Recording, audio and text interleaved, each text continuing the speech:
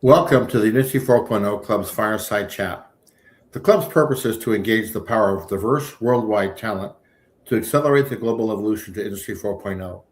We accomplish this by hosting and supporting respectful, thoughtful, and interdisciplinary open conversations and creating quality content on wide-ranging Industry 4.0 topics to expand the reach of our community.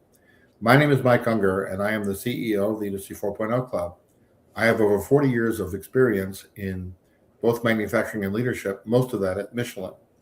I'm joined today by my co-host, Mike Yost. Mike is chairman of the Industry 4.0 Club as well. Mike, would you mind introducing yourself further, please? Not at all, Mike. Thank you. And welcome, everybody. Thank you, Lisa, for joining us. As Mike said, my name is Mike Yost. I'm the volunteer chairman of the club, one of its co-founders, and Mike's co-host here on the Fireside Chats.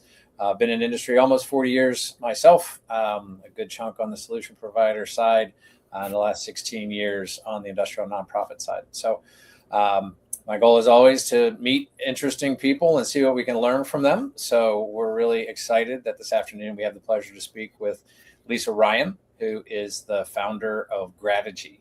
We're going to be talking about her most recent book, which is Smart Plant, aligning AI, automation, and people. So Lisa is a manufacturing leadership expert. She's obviously an author and a certified speaking professional who helps manufacturers strengthen human judgment, workforce engagement, and knowledge transfer in this age that we're in of AI. Through more than 200 in-depth interviews with manufacturing leaders on the Manufacturers Network podcast, she identified a growing challenge, and that is that as automation advances, critical human judgment and institutional knowledge can quietly erode if organizations are not intentional about developing their people alongside the technology. So drawing on her Smart Plant framework and the 6 gears of Grategy retention model, Lisa works with manufacturers to build resilient cultures, preserve expertise, and ensure AI and automation enhance and not replace the workforce capabilities. So just one final note that if you're with us live, listening on LinkedIn, if you have questions or you'd like to comment on any parts of the discussion, please go ahead and drop them into the comments box. We will do our best to integrate them into the conversation. So with that, welcome, Lisa. All right. It's great to be here.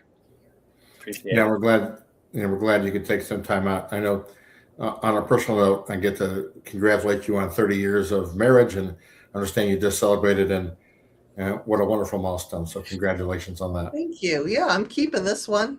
There we go. So, let's jump into your expertise and just talk a bit about AI and manufacturers. We know that many manufacturers are accelerating their use of AI and automation to improve efficiency and competitiveness. It's something you can't turn on LinkedIn and not, or in other avenues and hear something about that really every day. So what are some of the biggest mistakes that you're seeing that leaders are making when they focus too heavily on technology without also investing in people? Well, it's interesting because I think that AI does a great job. I mean, I'm friends with the robots and they help me run my business quite well for doing everything. But I also think that there's this feeling that robots are magical. AI is magical and it can make all the decisions that humans used to be able to make. So we're just going to turn it over to the machines and just ignore that person who's been working on that machine for the last 40 years and has built up this sensory library where basically, they can see, they can smell, they can feel when something's about to go wrong. But if the dashboards are saying, hey, everything's cool, then a lot of times leadership is more likely to say, hey, the machines say the dashboard is green, move along.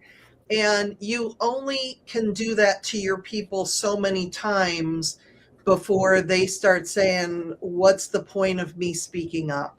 And you start to lose not only that tribal knowledge that we are not doing a good job of capturing from our employees before, that silver tsunami walks out the door and takes all of that information and knowledge and sensory library experience with them. Yeah, appreciate that Lisa, and your perspective. And in the book, you talk about aligning AI, automation, and people. Can you talk about what true alignment actually looks like on the plant floor, and how can manufacturing leaders figure out if that alignment is missing? Well, every time you are making a decision as far as something that you're going to automate or use AI for, to really sit down and say, what judgment, is this something that we're removing human judgment from this process? I mean, there's going to be some processes where it's just, okay, humans don't need to get involved as much, but where there's critical decisions that can be made. And it's interesting because there's examples in the book, for example, where Oak Ridge Industries had 6 managers on the floor, and they're like, you know what? We don't really need that because it's a little bit redundant. So why don't we just go down to 4? I mean, makes perfect business sense, right? I mean, you're saving the payroll, you're becoming more efficient. But what they didn't consider was by having the 6 managers, they were able to spend more time with the people. They were actually able to walk through the plant, to see what's going on, to connect with their employees, versus when they went down to only 4. Now it was a lot more that I don't have time to talk to you, and they lost some of that connection. So there's things that look really good on paper, but if we actually sat down and asked the question, okay, what would we lose by taking this step? And being okay to, as one of my friends likes to call it, murder board it. Basically, put the thought of an idea, this is what we're going to do, and have the other people in the room just try to murder it and tell you all the reasons why it won't work or why you're going to use it, or what you're going to lose. Thinking that's an interesting approach you shared there about, trying to sort of break something apart. How, can we break it? Can we break it? What does it look like? How does it, and if not, let's address the places we're going to break before we get it out there, so we make it more robust before it hits the floor. I think that's a really cool idea. I think about this issue of the alignment side, and I struggle. It's interesting. I'm going to go back 10 years, let's say, and working on the shop floor, we were trying to create an environment where our employees would use data to make decisions, right? So I didn't want them to use their intuition. I was asking the question, what does the data tell us? Because quite often they would tweak based on their intuition, right? And so we would drum that into them day after day after day.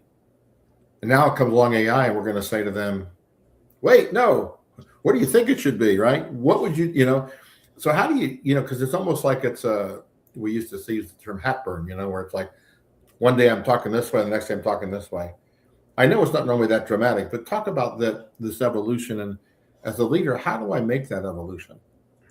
Well, it's interesting because when we first started automating things, it was really this garbage in, garbage out. So the humans worked alongside the robots and learned to program them and how to get the robot to do what you wanted it to do. And it was really a lot of the human expertise that went into that process.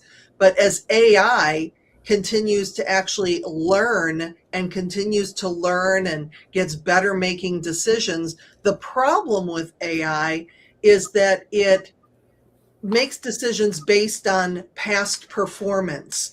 It doesn't have the ability to make those judgments as far as, okay, well, what happens, what is that one-off that can potentially happen that, again, somebody on the line who's been working with that vendor or working with that part or doing that particular process is going to know, oh, okay, well, when we get this part in and it's cold outside, we have to let it sit a little bit more or whatever. The robots, because we don't take in consideration the one-offs. And I think that that's the difference, in that automation from 10 years ago, you had more of them working side by side, I guess, instead of the AI making more of the decisions today. And we're just like, hey, you're doing a great job. Go ahead.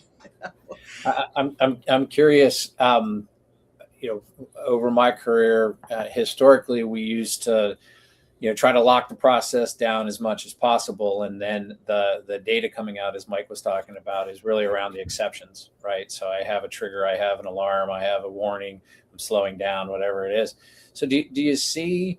It sounds from the conversations that you're talking about here that we're talking about what's getting automated is a different types of decisions, right? Like it's not just let me know when there's a problem, but the AI potentially could be looking at any number of different variables or inputs or what have you. So I guess do you see that as being a difference that the tools today are opening up what's possible for people in their day-to-day operations? Well, they're definitely opening a lot of things up in the operations. The caution is, and when I was working with one association, they were very focused. I went to one of their safety meetings. It was actually in the textile industry. And they are talking about the policy and standards versus the norm. Okay, you can have all the policies you want, you can have all the standard procedures, SOPs, you name it. But what are the employees actually doing? What is the norm? Everybody says from a safety standpoint, yeah, you can stop the machine at any time. If you feel that something's going wrong, you just feel free to shut the line down from a safety standpoint. But what happens when people actually do that? What are the repercussions? If they save the day, then they're a hero. But if nothing happened, then they're going to say, well, that was a total waste of time. Do you know what you just cost us from shutting that line down? And people see that there's a negative consequence for taking positive action. And again, they stop doing it. So whatever you're saying, as far as these these standard operating procedures, you have to make sure that you're modeling the behavior that you want to see and make sure that everything that we're doing is a learning experience. I mean, I keep thinking about the fact of how AI has changed my life and my business in the 3 years I've been using it. I can't even imagine what it's going to look like 3 years from now. I mean, I really can't imagine. And we're all learning because every day the data is changing. If you look at the numbers as far as how everything is changing so quickly compared to what it was doing 10 years ago, I think that when we have that curiosity and we're willing to let people make mistakes, to fail forward, to learn from their experiences, and also, and I know we're going to talk about, but capturing the tribal knowledge that's walking out the door so that we can make sure the next generation, who is very tech savvy, but they also have the day-to-day expertise that they need so that we can be successful in manufacturing. Appreciate that. I just want to remind everybody, if you're with us live on LinkedIn, that we're talking with Lisa Ryan, the founder of Grategy, talking about aligning AI, automation, and people. And Mike, I don't mean to jump and ask all the questions, but my mind's racing. So I guess one of the things I'd like to stick with, if you don't mind for a second, Lisa, is the point about innovation and such. And I've used a couple times in public an example of my son who's in his first job, not in manufacturing. He's seen as a bit, he worked for a small company, and he's seen as a bit of a, I don't know, wise beyond his years, right? He uses AI to do things that the organization has never been able to do before. Yeah. And so he's innovating and they're loving it, but yeah, they're giving him no guardrails. right? Like it's just like, figure it out, kid. And so I'm wondering what you're seeing either directly in the conversations you're having, with manufacturers, or more broadly across the industry. I think there's got to be a balance there between unleashing the innovation, but having some set of guide rails or guardrails to keep everybody safe. Are you seeing that? I see it across the board, because you have that scale, but then you also have that mentality of who do you think you are, bringing these new ideas to us? We've been doing it this way for 40 years. You need to pay your dues. We may do that. One of the things that I share all the time in my programs is, you're a manager, you're sitting in your office, and you have that brand new employee walk into your office, sit down uninvited, and look at you and say, I know I've only been here for 3 days, but I see some things and I'd like to share them with you. Now, there's going to be some managers that they are doing everything in their mind so their eyes do not roll back in their head, because they're like, who do you think you are, new kid on the block? But what if they're right? What if these people are coming in like your son? They see the world differently. They're tech savvy. So I think that there is the guardrails. It's just hard to determine what those are going to be, because we want to learn the lesson. We want to be able to keep innovating, and maybe having checkpoints. What is the actual goal? Because a lot of times before, we would look at productivity as face time. If you were working 10 hours a day and you were at the plant, it didn't matter if you played solitaire all day. You were, you were there. And now, if we focus on results and people are getting it done in, 5 hours, okay, cool, that's great. But looking at the projects that your son is given, and employees like your son are given, what is the result that we're looking for in that? Because otherwise it's just a continuous experiment. Appreciate that. No, I think that's, I was trying to think through, I know in the book you talk about going back how quickly you use the example of looking at the future about a plant that's completely run by AI. Okay, just as an extreme, and the productivity gains that plant has gained as a result, and how wonderful the results must be, right, until the catastrophe hits. Right. And it's interesting to me, because I think a wise manager, and I wonder if you see it this way, the role that you just alluded to is you want individuals to speak up and talk about things and bring things to people's attention that maybe the AI can't predict, right? Can't see.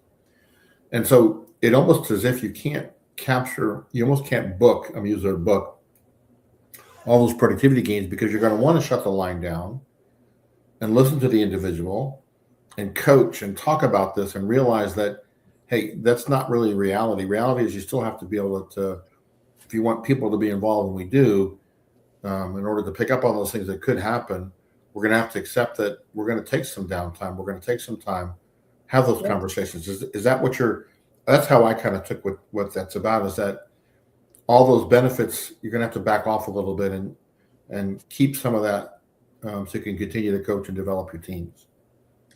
Well, and it was funny, because when I first started putting together the book, and I was leading with my mastermind, and I was talking about the fact that Oak Ridge had 500 days of perfect uptime, and we were talking, and there was one guy, the author of the murder board theory, was saying, well, you know what, if I'm seeing all those numbers, man, I'm happy about it. Why are you telling me I'm going to make less money and be, and take a hit on productivity when we're putting human judgment in instead of just letting the machines go? So I really had to think about that and look at different aspects. If we look at the cost of if they would have just listened to Marta or listened to Devin when he first reported that bearing wasn't sounding right, then how much would that have saved them from shutting down the line for a couple hours to repair the bearing versus having 6 days that the plant sat idle? So when we're looking at the, just what could happen, the other thing is if we think about the plants that have been around for a long time, and now with venture capital coming in, and they are concerned about let's make money now instead over the long term. Everything that we're talking about is for the long term productivity and viability of the organization with the employees, adding that in. But if we're looking at our focus on years instead of quarters, I think that may take a little bit of that kind of fear away. I don't know if that answered your question, No, but that's what popped into you're my right. head. It reminds me of a plant I worked in, and the folks that worked there that ran the line, they would ask the question of the leadership: are you an owner or are you a renter? The concept being that a renter's thinking about the short term, making their impact, getting out of there. But if you're an owner, you're thinking about the long term. And for a lot of them, if they perceived you as a renter, they knew they could outlast you, right? Hey, you may want me to do something different, and I may kind of soft it a little bit and answer yes and kind of let maybe do it halfway because I knew you'd be gone in a period of time. So, I think what you're talking about is, do we really as leaders take and act like owners for our facilities and our folks, so that we think about the decision today, but also maybe when we're not there in 10 years, what's this going to be like? What kind of environment or culture are we trying to create? So I think that's a great way to look at it. I'm wondering on top of that, Lisa, like, do you see that? This is obviously a massive leadership challenge, opportunity, issue, et cetera. Do you feel that manufacturing leaders are ready? The speed with which this is coming at us, right? Do you think that by and large that they feel comfortable, that they know what AI is, where it fits, et cetera, to be able to lead? No, I think as with any organization, that there's going to be people who are really good at it, but for the most part, because it's just changing so fast, we don't know, and we don't have there's all these misconceptions about the younger people coming into the workplace, that they don't want to work and they don't want to be loyal and they don't, they just want to come in and have all these expectations. And it's like, yeah, they think differently. Back in the day, it was kind of this mentality that if you want to work for my company, you have to change to work for me. The organizations that are going to be the most successful are the ones that are thinking, how can I change my organization and my culture to attract the people that I need for long-term success? We need to change the philosophy. And as many associations as I speak to, most of them get it, or are at least trying to get it. They're learning about it.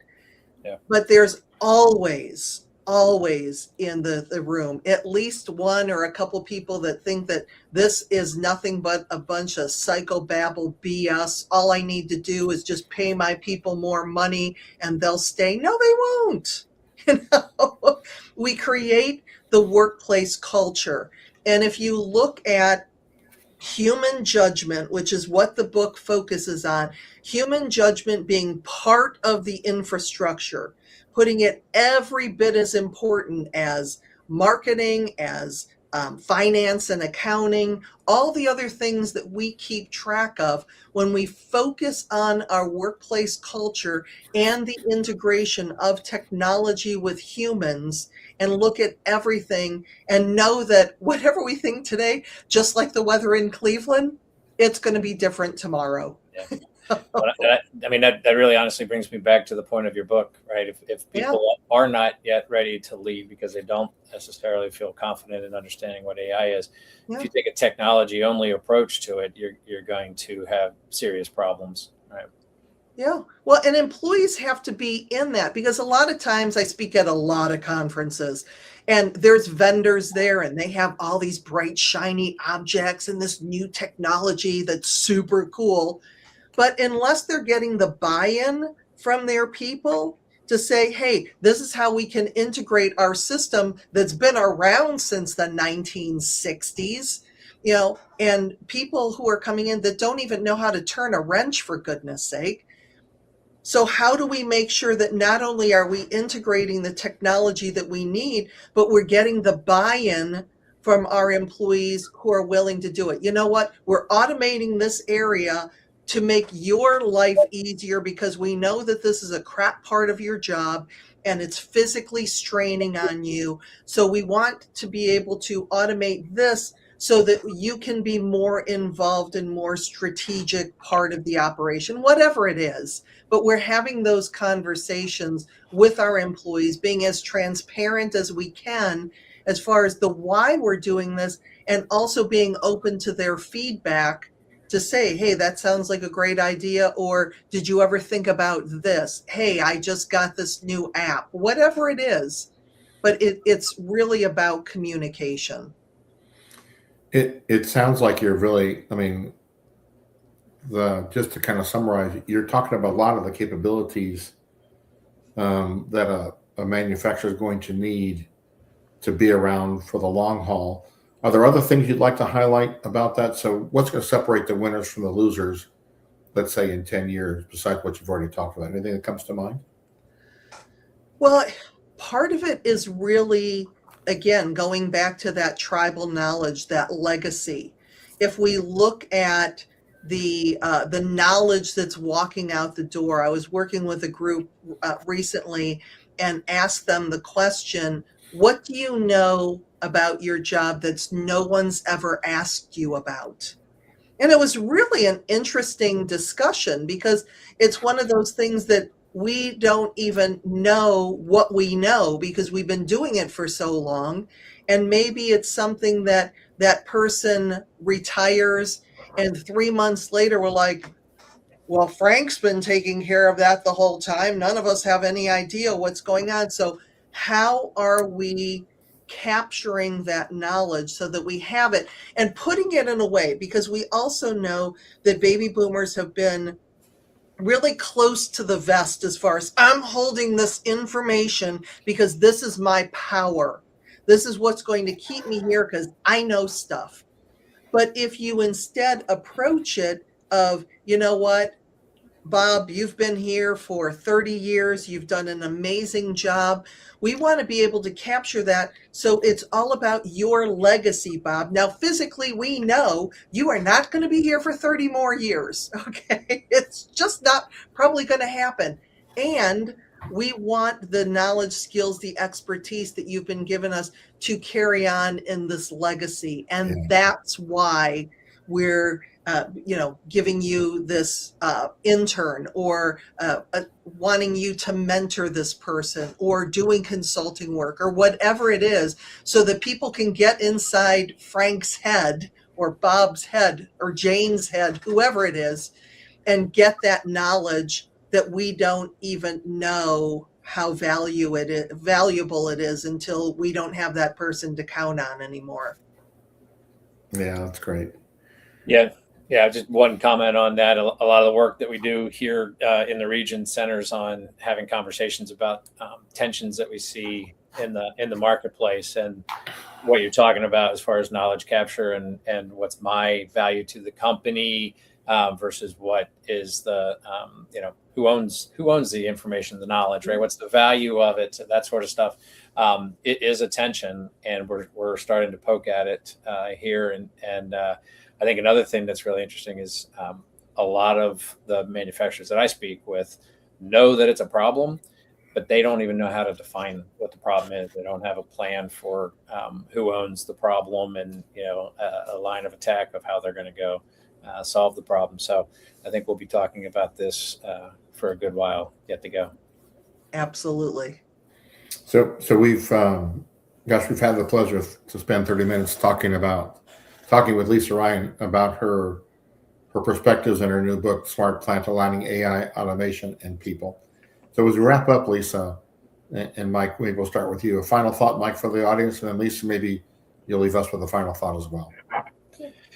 Yeah, I mean, I guess my takeaway, a couple things that popped up throughout this is, what a leadership opportunity, challenge, et cetera, that it is being in the modern age where we are with the speed of technology and managing the alignment with our people, current, future workforce.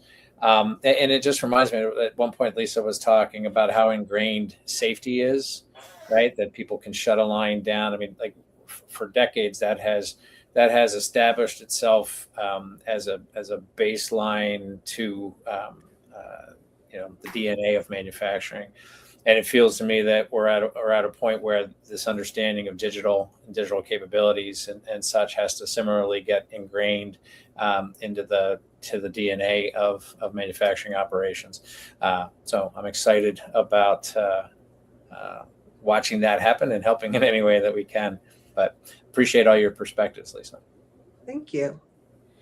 Lisa, how about your final thoughts for our audience today? It really is about the making human judgment continue to be part of the infrastructure of the organization, listening to your people, capturing that knowledge, looking at the line as far as where does human judgment still matter? What can get us in trouble? But also going back to, we have the policies, the SOPs, the procedures, all of that, but what is the norm? What happens when somebody does come forward and share their judgment, share their knowledge? Is it something that's being celebrated and congratulated, whether it was a problem or not? Or is there a punitive reaction if there was no issue? So these are things that's certainly not going to be solved overnight, and there's not going to be one fix for everything. Every single situation is going to be different as technology continues to grow. But people, we're always going to be here, and we're always going to need them. Thank you. That's a wonderful way to end our conversation. So, Lisa, thank you so much for joining us to share some of the key concepts and ideas from your book, Smart Plant Aligning AI, Automation, and People. I really appreciate your time. You're very welcome. Yeah, thank you. The Industry 4.0 Club, we'd like to thank you for joining us today, and we encourage you to take some action. So that's either, pick up Lisa's book and take a read, attend a workshop, encourage your plant to develop a smart manufacturing roadmap. We want to know what you're doing to help advance the deployment of Industry 4.0. Drop us a note on our website at www.industry40club.com or on our LinkedIn page, and just let us know what's happening. We'd love to hear from you and understand what you're doing to advance the deployment of Industry 4.0. We also host conversations like this weekly, so if you would like to be a future guest on one of our broadcasts, again, go to our website or our LinkedIn page and drop a note and let us know, and perhaps we can get you on a later show. And with that, again, thanks, Mike. Thanks, Lisa. We really appreciate it. Thanks, everybody.